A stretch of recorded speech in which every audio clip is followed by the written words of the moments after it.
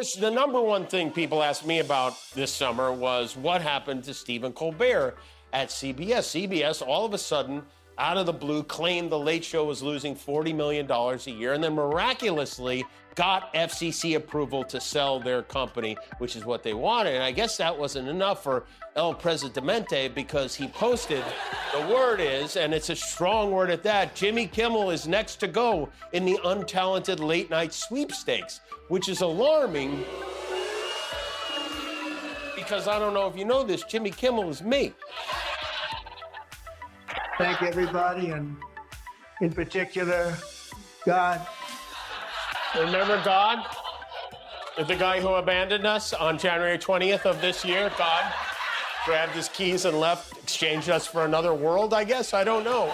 You know, there's a rumor making the rounds this weekend. Watching Trump face comedy is like watching a magician pull a rabbit out of a hat only for the rabbit to bite him and hop off stage. Jimmy Kimmel and Josh Johnson didn't just roast him. They turned his entire presidency into a blooper reel. Their punchlines land harder than policy critiques because they don't need arguments. They just hold up a mirror and let the absurdity of Trump's tantrums and desperate need for validation speak for itself. Oh, this is getting to him because he did something today that he rarely does. He said nothing all day. There were no press conferences, no cabinet meetings, no public signings, no chats with reporters on the lawn. He holed up in his office all day long. He took one phone call from NBC News this morning. They asked about the letter. He said, I don't comment on something that's a dead issue. Really? See, you're still screaming about the election in 2016. But trying to shut down the release of the files only makes them more interesting. So over the last week, Trump has been throwing every distraction he can at us. And I want to go through some of them to show you how desperate he's getting. Let's start with his go-to distraction. Obama! The witch hunt that you should be talking about is they caught President Obama absolutely cold. They tried to steal the election. They tried to obfuscate the election. Irrefutable proof that Obama... If you're enjoying this video, don't forget to subscribe and hit the bell icon. The problem for Trump is simple. He built his brand on being untouchable, the man who outsmarts everyone. But Kimmel and Johnson exposed how paper-thin that illusion is. Every time he demands respect, comedians reveal how unserious he really is. The Oval Office didn't elevate him, it turned into the world's most expensive comedy stage. One where the star doesn't realize he's the punchline. And shortly thereafter, Fallon will be gone. These are people with absolutely no talent who are paid millions of dollars for, in all cases, destroying what used to be great television. It's really good to see them go, and I hope I played a major part in it. Oh, you delicate, chubby little teacup. Did we hurt your feelings? Kimmel has mastered the art of puncturing Trump's balloon-sized ego, turning every self-congratulating boast into an audition tape for a reality show nobody asked for. He shows how Trump governs like a spin-off of his old TV career, only with fewer ratings and way more chaos. His roast isn't just humor, it's demolition. The polished mask of authority falls away, revealing an insecure man desperate to rewrite his own story. This morning, inside Epstein's infamous birthday book, Clinton's note, poolside candidates, and bizarre animal pics. You click it, you find Clinton's note, you find animal photos, you find poolside candidates, and nothing else. No mention of the President of the United States. They didn't have a single story on Trump's dirty doodle this morning, but they did have all the details on Paula Deen getting canceled in 2000. Then comes Josh Johnson, calm and razor-sharp. His deadpan delivery makes Trump's bluster look even emptier. Johnson doesn't exaggerate, he just points out how ridiculous it is that the most powerful man in the country spends his time battling comedians instead of governing. The contrast is brutal. The real fight isn't with policy. It's with punchlines. The problem with this distraction is that it's so old, Jeffrey Epstein wouldn't date it, all right? Trump has been going after Obama for decades. He's gonna need something else, something juicy. The White House offering an unexpected health update on President Trump, revealing that he recently underwent a battery of tests and has now been diagnosed with chronic venous insufficiency. Doctors tell us it means there isn't adequate blood flow to the veins in the legs, which can cause... Together, Kimmel and Johnson hit Trump where it hurts most, his identity. He doesn't just want power. He wants worship. He wants to be adored like the star of a never-ending show. But the comedians remind everyone the script doesn't exist and the star is bombing. Every rally becomes an open mic gone wrong, with Trump mistaking chants for applause and anger for entertainment. Comedy exposes the gap between who he thinks he is and what everyone else sees. As we make jokes about you, I thought you were against cancel culture. I thought that was like their whole thing. When did you become so woke? Unfortunately for Frosty the Snowflake, the only place we are going is to New York. Once again, we are packing up our Hailey Bieber smoothies and headed to Brooklyn for a week of shows at BAM, the Brooklyn Academy of Music, starting September 29th, ending October 3rd. The irony. Trump thinks he's a natural comic, cracking lines at rallies, basking in the crowd's laughter. But those laughs come from loyalists, not critics. Put him in front of a real comedy audience and the reaction flips. Kimmel knows timing, wit and irony matter more than volume. And the cruel joke is this: Trump isn't delivering punchlines. He is the punchline. Every boast, every failure, every thin-skinned response becomes fresh material. The deal maker becomes a running gag, each laugh cementing him as less a leader, more a punchline on repeat.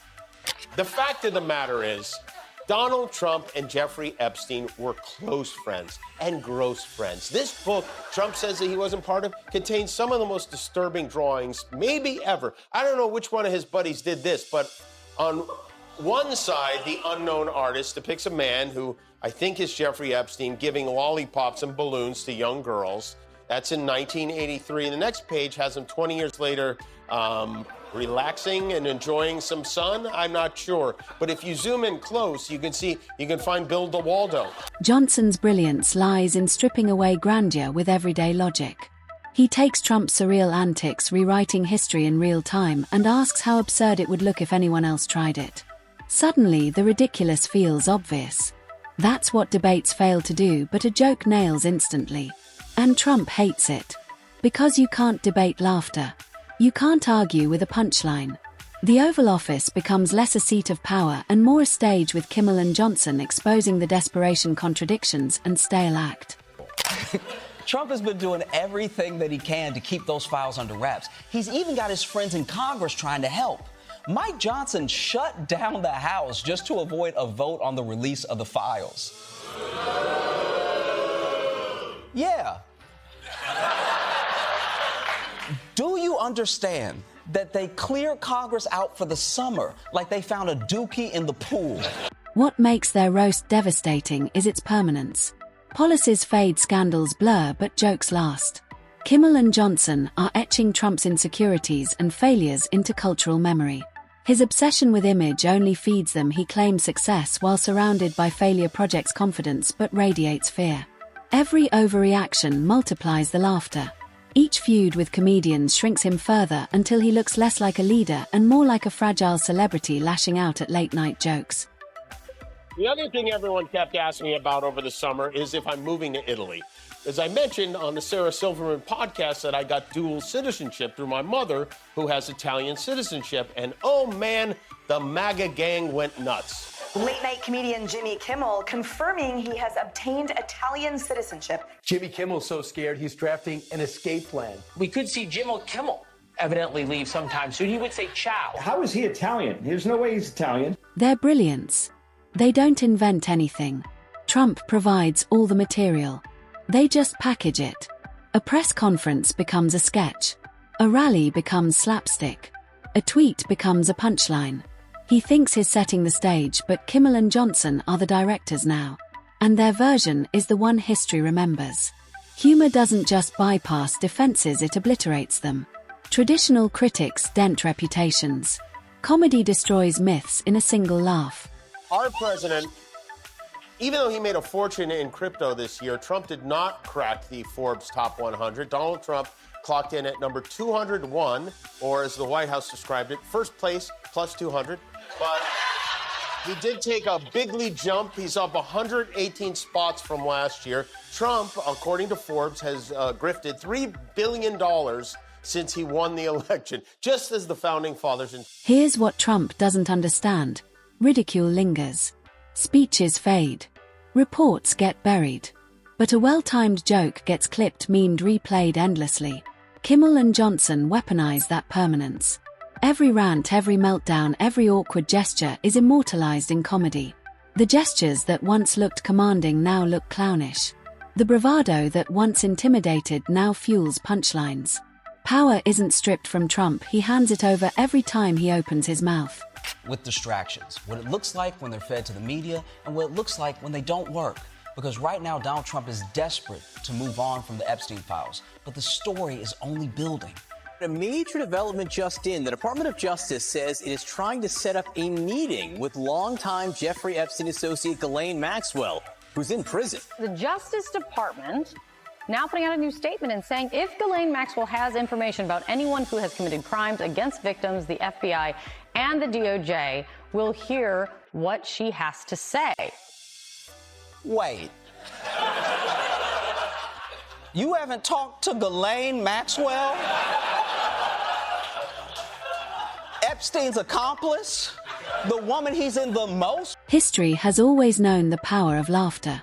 The jester could speak truths no advisor dared. That's what Kimmel and Johnson embody today. Their satire doesn't just entertain, it dismantles. Once the audience laughs at a leader, it's nearly impossible to take him seriously again. And Trump, who craves seriousness, finds his foundation corroded. The genius is pacing. They let his bluster build tension, then slice it apart with a single perfectly timed line.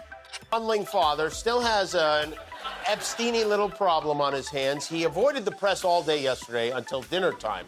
At dinner, he rounded up the closest thing he has to friends to take a field trip to Joe's Seafood, a restaurant, to make a big show out of how safe Washington is since he turned it into a militarized zone.